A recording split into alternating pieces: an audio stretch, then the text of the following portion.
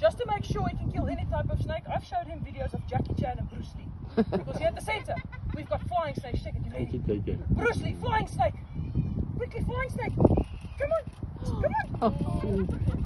The wind is too strong for him. He pushes him back. Now focus. I say, good boy. Again. Flying snake. Good boy. I say, alright. So now, you get a normal snake, well, a cobra.